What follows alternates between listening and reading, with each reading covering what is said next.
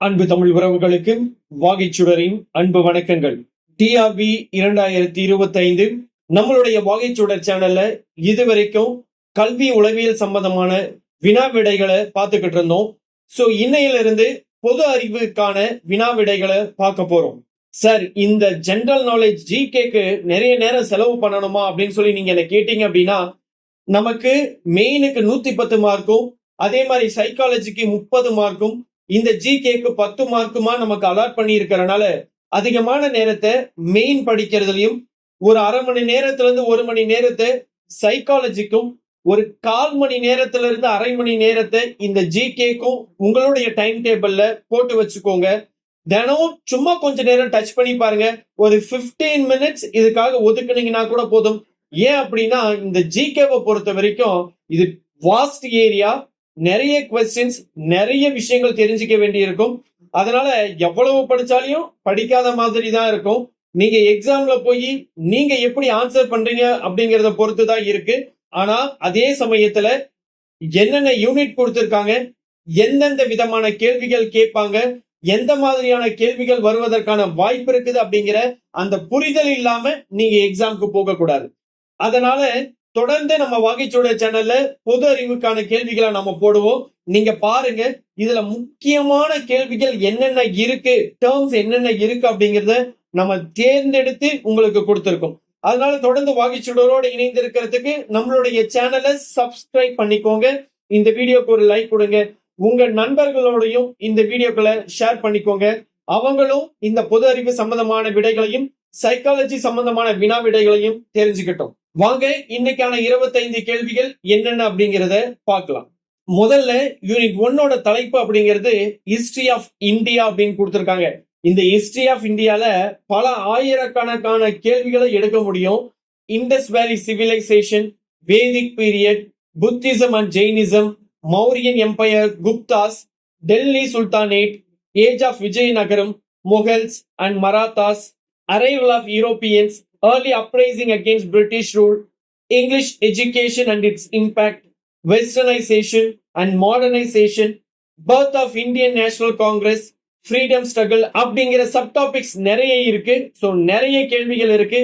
இதுல முக்கியமான கேள்விகள் என்னென்ன அப்படிங்கறத நாம இந்த வீடியோல பார்க்க போறோம். முதல் 25 கேள்விகளா. சோ முதல் கேள்வி அப்படிங்கிறது, தோலாவிராவில் உள்ள தனித்துவமான நீர் மேலாண்மை அமைப்பு பின் வருவனவற்றுள் எவற்றை கொண்டிருந்தது? நவீன நீர்த்தேக்கங்கள் மற்றும் நீர் வழித்தடங்கள். தோலாவிராவில் உள்ள தனித்துவமான நீர் மேலாண்மை அமைப்பு பின் வருவனவற்றுள் எவற்றை கொண்டிருந்தது? நவீன நீர்த்தேக்கங்கள் மற்றும் நீர் வழித்தடங்கள். The unique water management system at Tholavira consisted of sophisticated reservoirs and water channels. இரண்டாவது கேள்வி, ஹரப்பா நாகரிக பயன்பாட்டில் இல்லாத உலோகம் எது? இரும்பு. ஹரப்பா நாகரிகத்தில் பயன்பாட்டில் இல்லாத உலோகம் எது? இரும்பு. Which metal was absent in the Harappan civilization? Iron. மூன்றாவது கேள்வி, ரிக்வேதம் முதன்மையாக எந்த சமூக மக்களின் வாழ்க்கையை விவரிக்கிறது? கால்நடை மேய்ச்சல், அரை நாடோடி சமூகங்கள். ரிக்வேதம் முதன்மையாக எந்த சமூக மக்களின் வாழ்க்கையை விவரிக்கிறது? கால்நடை மேய்ச்சல், அரை நாடோடி சமூகங்கள். The Rig Veda primarily describes the life of people lived in pastoral and semi-nomadic societies. நான்காவது கேள்வி, பிந்தைய வேத காலத்தில் உருவான பெரிய பிராந்திய அலகுகள் எவ்வாறு அழைக்கப்பட்டன? ஜனபதங்கள் என்று அழைக்கப்பட்டன. பிந்தைய வேத காலத்தில் உருவான பெரிய பிராந்திய அலகுகள் எவ்வாறு அழைக்கப்பட்டன? ஜனபதங்கள் என்று அழைக்கப்பட்டன. The later Vedic period witnessed the emergence of large territorial units known as Janapadas. ஐந்தாவது கேள்வி, அபிதம்ம பீடகத்தை தொகுத்த பௌத்த சங்கம் யாருடைய ஆட்சி காலத்தில் நடைபெற்றது? அசோகர். அபிதம்ம பீடகத்தை தொகுத்த பௌத்த சங்கம் யாருடைய ஆட்சி காலத்தில் நடைபெற்றது? அசோகர். The Buddhist council that codified the Abhidhamma Pidaka was held during the reign of Ashoka. ஆறாவது கேள்வி, மௌரியர் காலத்தில் நிலம், மக்கள் தொகை மற்றும் வருவாய் தரவுகளை பதிவு செய்யும் பொறுப்பில் இருந்த அதிகாரியா? சமகர்த்தாக்கள். மௌரியர் காலத்தில் நிலம் மற்றும் மக்கள் தொகை மற்றும் வருவாய் தரவுகளை பதிவு செய்யும் பொறுப்பில் இருந்த அதிகாரியார்? சமகர்த்தாக்கள். Which Mauryan official was responsible for recording land, population and revenue data? Samagarthas.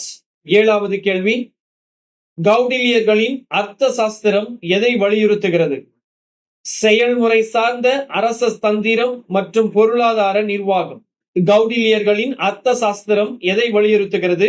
செயல்முறை சார்ந்த அரச தந்திரம் மற்றும் பொருளாதார நிர்வாகம். The Artha Sastra attributed to Kautilya emphasizes pragmatic statecraft and economic administration.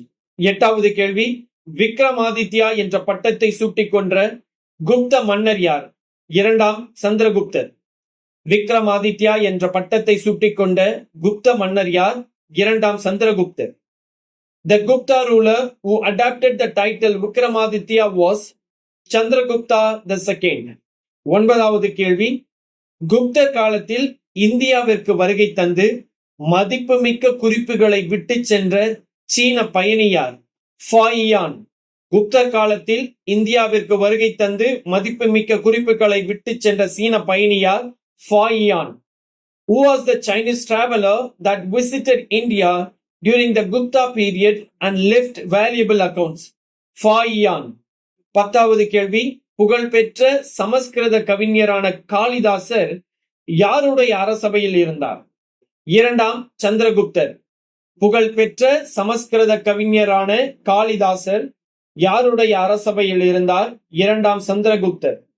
Kalidasa, the classical Sanskrit poet, lived in the court of Chandragupta II. 11வது கேள்வி, டெல்லி சுல்தானியத்தில் இக்தா முறை என்பது எதை குறிக்கிறது? பிரபுகளுக்கு வருவாய் ஒதுக்கீடு. டெல்லி சுல்தானியத்தில் இக்தா முறை என்பது எதை குறிக்கிறது? பிரபுகளுக்கு வருவாய் ஒதுக்கீடு. The Ikta system in the Delhi Sultanate refers to revenue assignment to nobles. 12வது கேள்வி, டெல்லியில் உள்ள குதுப் மினாரை கட்டியவர் யார்? குத்புதீன் ஐபக். டெல்லியில் உள்ள குதுப் மினாரை கட்டியவர் யார்? Qutbuddin Aibak. Who constructed the Qutub Minar in Delhi? Qutbuddin Aibak. 13வது கேள்வி, விஜயநகர பேரரசுக்கும் பாமினி சுல்தானியத்திற்கும் இடையே நடந்த ராய்ச்சூர் போர் எதை வெளிப்படுத்தியது? விஜயநகர பேரரசு போர்த்துகீசிய பீரங்கிகளை பயன்படுத்தியது. இது நடந்த வருடம் 1520. விஜயநகர பேரரசுக்கும் பாமினி சுல்தானியத்திற்கும் இடையே நடந்த ராய்ச்சூர் போர் எதை வெளிப்படுத்தியது? விஜயநகர பேரரசு போர்த்துகீசிய பீரங்கிகளை பயன்படுத்தி இப்போரில் வெற்றி பெற்றது. The Battle of Raichur 1520 between Vijayanagara and the Bahmini Sultanate demonstrated the use of Portuguese artillery by Vijayanagara. 14வது கேள்வி, கீழ் கண்டவர்களில் அக்பரின் அவையில் நவரத்தினம் என்று அறியப்பட்டவர் யார்? பீர்பால், அபுல் ஃபாசில், தான்சேன் ஆகிய மூவருமே இந்த நவரத்தினத்துல வராங்க. நவரத்தினம் என்பது 9 பேர். இந்த 9 பேரும் அக்பரின் அரசபையில் இருக்கக்கூடிய நவரத்தினங்கள் அப்படின்னு அழைக்கப்படுறாங்க. அதுல இந்த 3 பேருமே இருக்காங்க. Who among the following was known as the Navaratna in Akbar's court? Birbal, Abul Fazil, Tansen, all of the above. 15வது கேள்வி, அக்பரால் அறிமுகப்படுத்தப்பட்ட மன் சப்தாரி முறை என்பது அடிப்படையில் ஒரு இராணுவ மற்றும் குடிமை பணி தரவரிசை முறை. அக்பரால் அறிமுகப்படுத்தப்பட்ட மன்சப்தாரி முறை என்பது அடிப்படையில் ஒரு இராணுவ மற்றும் குடிமை பணி தரவரிசை முறை. The Mansabdari system introduced by Akbar was essentially a military cum civil ranking system. 16வது கேள்வி, சிவாஜி அறிமுகப்படுத்திய அஷ்ட பிரதான் முறை என்பது 8 உறுப்பினர்களை கொண்ட அமைச்சரவை. சிவாஜி அறிமுகப்படுத்திய அஷ்ட பிரதான் முறை என்பது 8 உறுப்பினர்களை கொண்ட அமைச்சரவை. Shivaji introduced the system of Aksha Pradhan, which referred to 8-member Council of Ministers. 17வது கேள்வி, ஆங்கில கிழக்கிந்திய நிறுவனம் முறையாக எந்த ஆண்டு நிறுவப்பட்டது? 1600. ஆங்கில கிழக்கிந்திய நிறுவனம் முறையாக எந்த ஆண்டு நிறுவப்பட்டது? 1600. The English East Indian Company was formally established in which year? 1600. 18வது கேள்வி, பிளாசி போர் 1857 யாருடைய தோல்வியை குறித்தது? சிராஜ் உத்தௌலா. பிளாசி போர் 1757 நடைபெற்றது. அது யாருடைய தோல்வியை குறித்தது? Siraj Uddaulah. The Battle of Plassey 1757 marked the defeat of Siraj Uddaulah. 19வது கேள்வி, வங்காளத்தில் நிரந்தர குடியேற்றத்தை அறிமுகப்படுத்தியவர் யார்? காரன் வாலிஸ் பிரபு. வங்காளத்தில் நிரந்தர குடியேற்றத்தை அறிமுகப்படுத்தியவர் யார்? காரன் Wallis Prabhu. Who introduced the permanent settlement in Bengal? Lord Cornwallis. 20வது கேள்வி, துணைப்படை திட்டத்தை அறிமுகப்படுத்தியவர் யார்? வெல்லஸ்லி பிரபு. துணைப்படை திட்டத்தை அறிமுகப்படுத்தியவர் யார்? Wellesley Prabhu. The subsidiary alliance system was introduced by Lord Wellesley. 21வது கேள்வி, கான்பூரில் 1857 கிளர்ச்சிக்கு தலைமை தாங்கியவர் யார்? நானா சாஹிப். கான்பூரில் 1857 கிளர்ச்சிக்கு தலைமை தாங்கியவர் யார்? Nana Sahib. Who was the leader of the revolt of 1857 in Kanpur? Nana Sahib.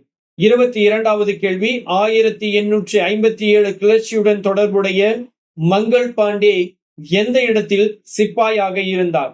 Barrackpore. 1857 கிளர்ச்சியுடன் தொடர்புடைய மங்கள் பாண்டே எந்த இடத்தில் சிப்பாயாக இருந்தார்? பாரக்பூர்.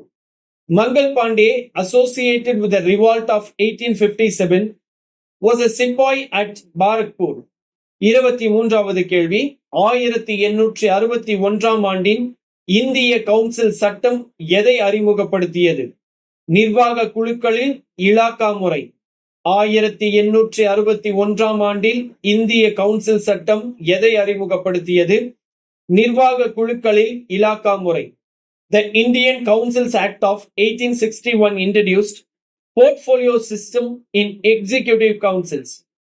24வது கேள்வி, 1878 ஆண்டின் தாய்மொழி பத்திரிகை சட்டம் யாருடைய ஆட்சி காலத்தில் இயற்றப்பட்டது?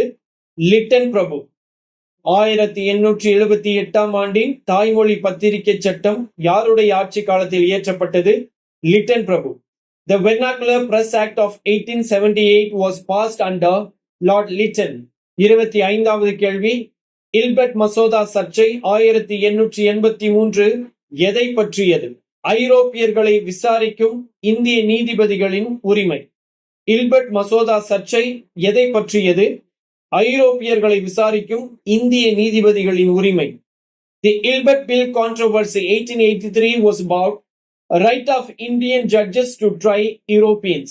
So இத்துடன் இந்த 25 கேள்விகள் முடிவடைது. இந்த 25 கேள்விகள்ல நிறைய விடைகளும் இருக்கு. அதனால கேள்விகளையும் நல்லா படிங்க, விடைகளையும் நல்லா படிங்க, புரிஞ்சுக்கோங்க. இது சம்பந்தமான எத்தனை கேள்விகள், என்ன மாதிரியான கேள்விகள் கேட்டாலும் நம்மளால ஆன்சர் பண்ண முடியும் அப்படிங்கிற நிலைமையில உங்களை கொண்டு போய் நீங்க சேர்க்கணும். சோ இது மாதிரி தொடர்ந்து வினாக்களை நம்ம பார்க்கறதுக்கு வாகைச்சுடரை சப்ஸ்கிரைப் பண்ணிட்டு இந்த வீடியோக்கு ஒரு லைக் கொடுத்து ஹைப் கொடுங்க. உங்க நண்பர்களோட ஷேர் பண்ணிக்கோங்க. அடுத்த வீடியோவில் நாளை சந்திப்போம். நன்றி, வணக்கம்.